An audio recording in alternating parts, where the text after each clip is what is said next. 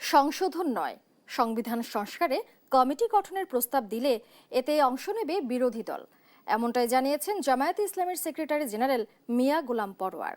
মঙ্গলবার দুপুরে জাতীয় প্রেসক্লাবে জুলাই গণঅভ্যুত্থানের দ্বিতীয় বার্ষিকী উপলক্ষে মাসব্যাপী জামায়াতে ইসলামীর কর্মসূচি ঘোষণায় সংবাদ সম্মেলনে এসব কথা বলেন তিনি। বলেন, বিএনপির ৩১ দফার প্রথম দফাই ছিল সংবিধান সংস্কার কমিশন গঠন। সংখ্যাগরিষ্ঠতা পেয়ে তা থেকে সরে এসেছে দলটি। বলেন, গণভোটের গণরায় অস্বীকার করে যে জাতীয় সংকট তৈরি হয়েছে তা থেকে জাতিকে মুক্ত করতে হবে।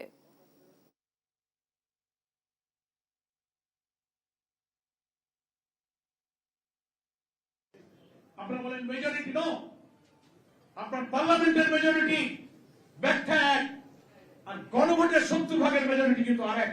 সংবিধান বিশ্লেষক আইনজ্ঞরা পরিষ্কার বলেছেন, পার্লামেন্টে আমরা যে আসনগুলো পেয়ে মেজরিটির শক্তি দেখাচ্ছেন, এই মেজরিটি গণভোটের মেজরিটির সামনে কিন্তু সফরিং নয়।